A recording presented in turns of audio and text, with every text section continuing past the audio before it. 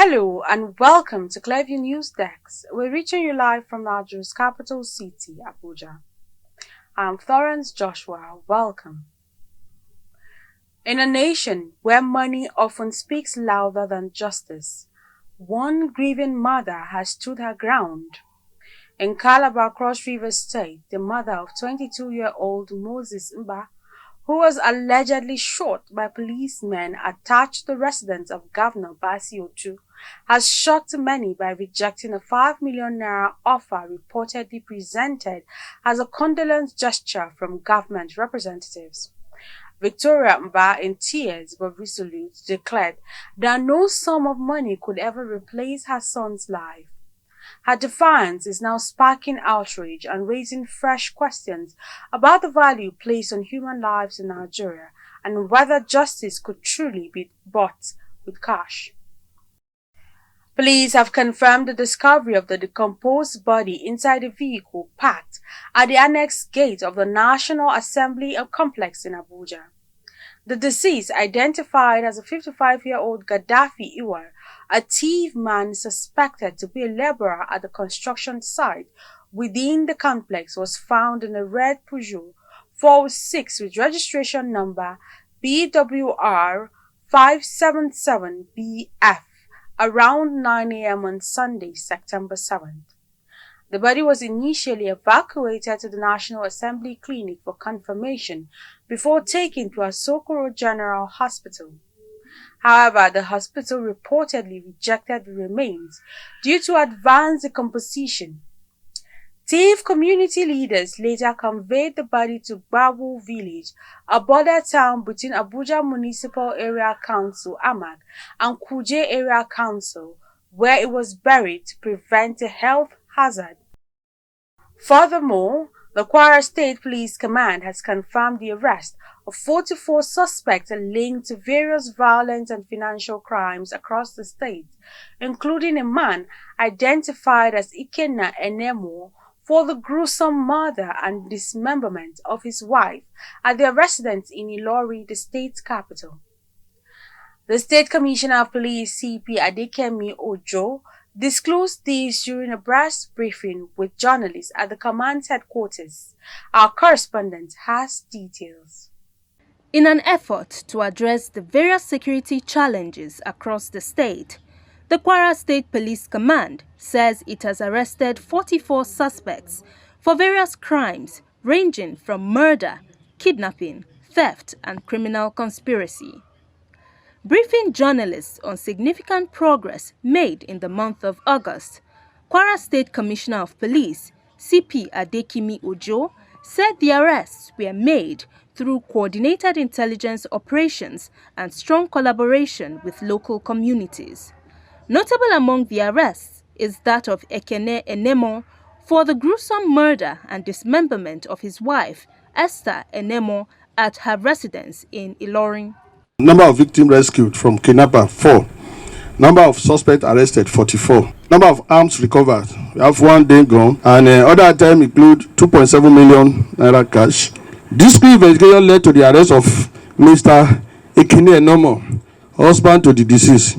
She was killed by the husband, but according to the husband, he sent somebody to kill. We wonder why the woman was just butcher like that. He now said, I just asked him to kill her. I did not ask. So the investigation is still ongoing because we are still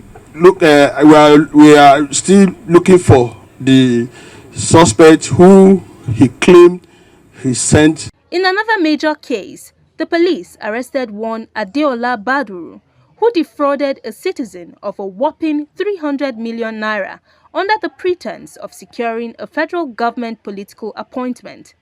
The suspect, who claimed to be a powerful political figure with access to national offices, used forged documents to build trust and went into hiding after receiving the funds from his victim until he was tracked and arrested in Ibadan. It's 300 million.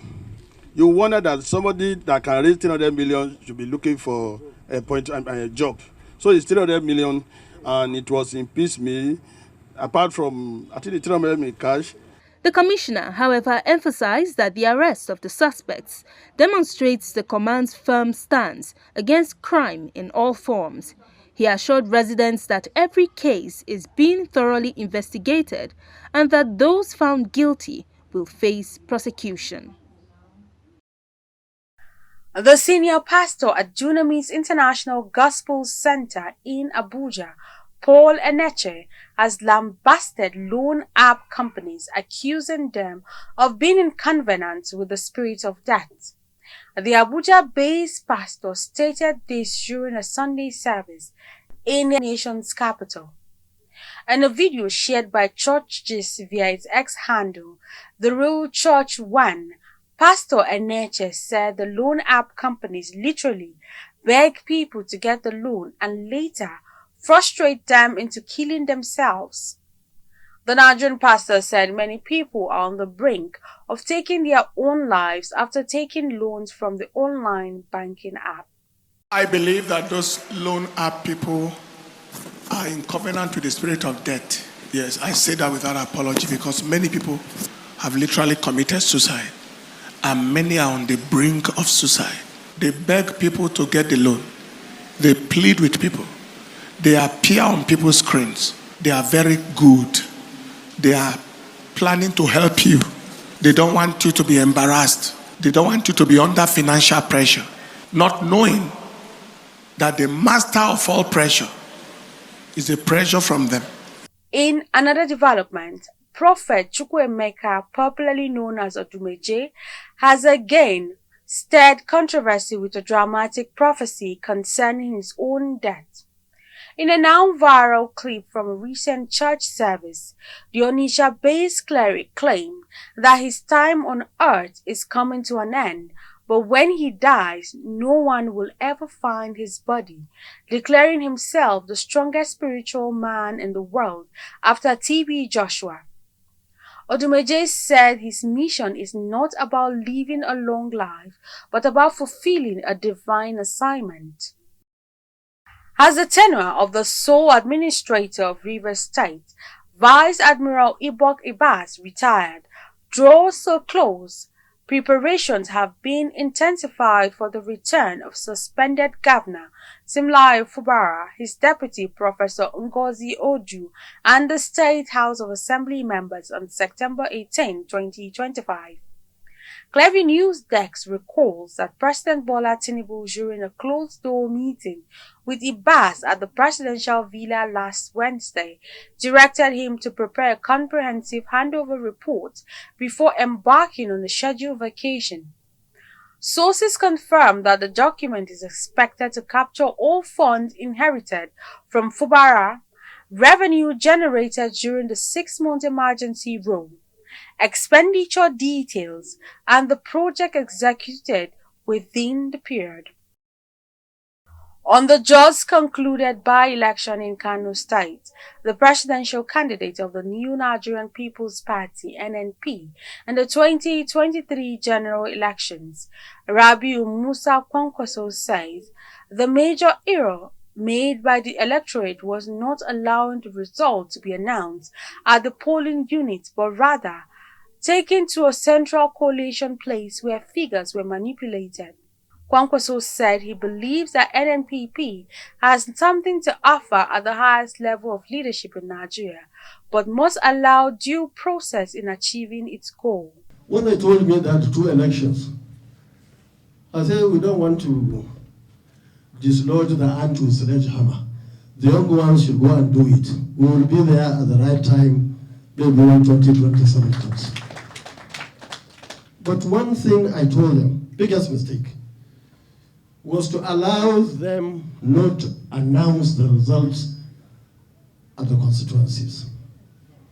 They say everybody should come to the headquarters. It doesn't work that way.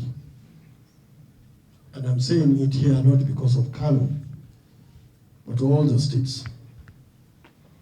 Because once they say come to the headquarters, then there is problem. So they cancelled all what people have done on that day and announced the previous results. Anyway, I'm sure the state will know what to do, whether to let it go even when they know it's our own, not to take other actions. Deputy Governor Kano State Abdusalam Gwarzo said 16 seats were contested, 4 out of which APC took 12 and leaving 4 for opposition parties, in which NNPP won 2 legislative seats out of the 16 seats in the last by-election.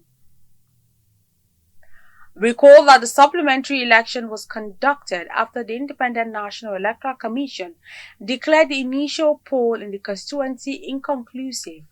The rerun covered polling units where voting was earlier cancelled or could not be held due to election irregularities and violence. For the victory recorded in the recent by-elections conducted across the country,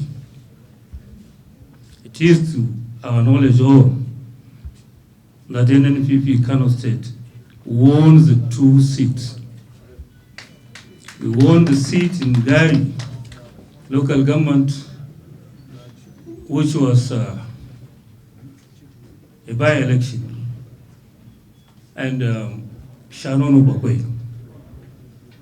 Shanono Bogwe, we were given the certificate.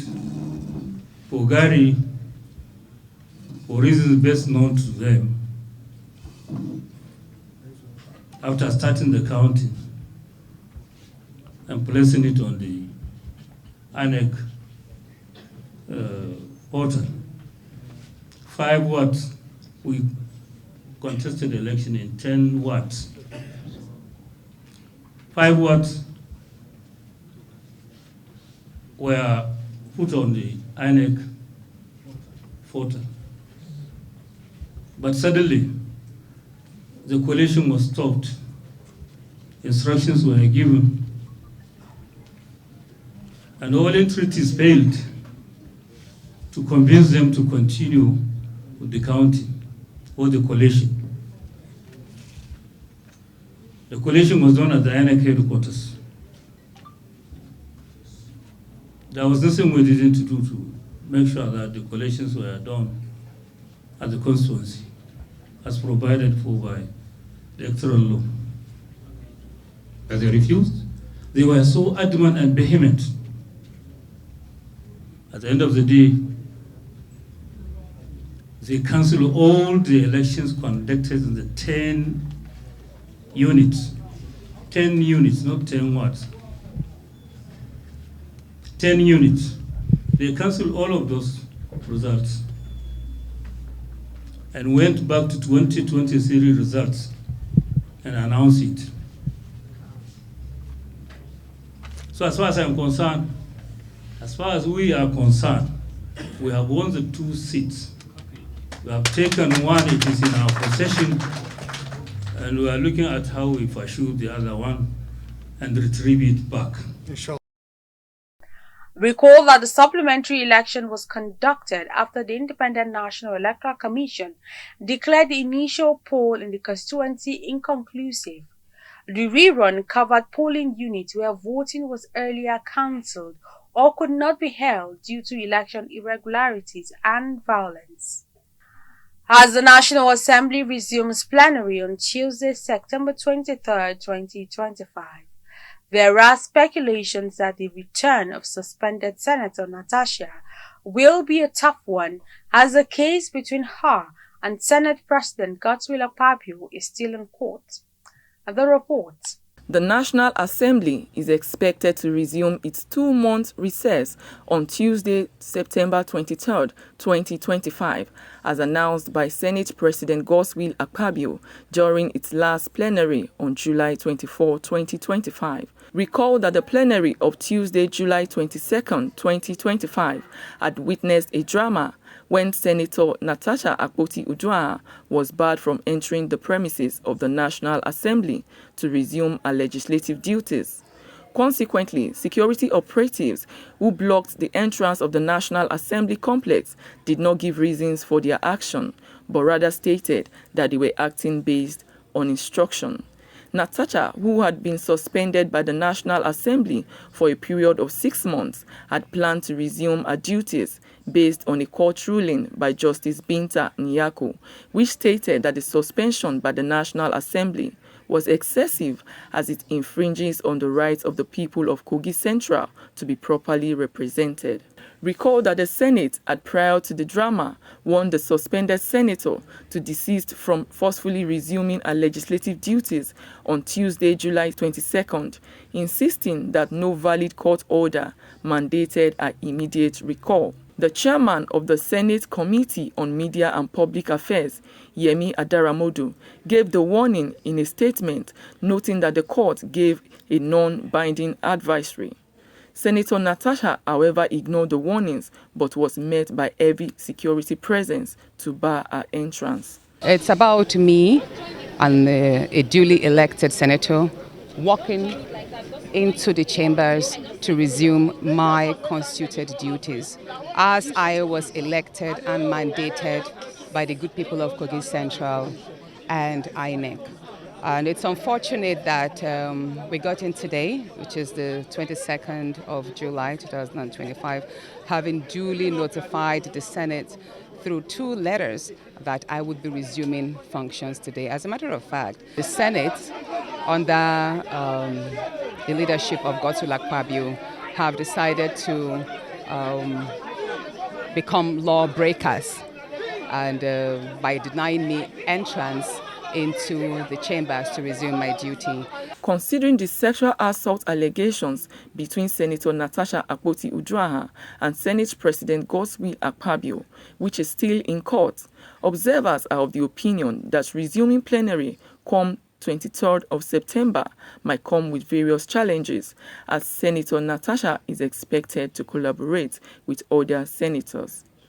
Reports from different quarters have indicated that despite the suspension of Senator Natasha, she has continued to carry out her responsibilities in the interest of the people of Kogi Central.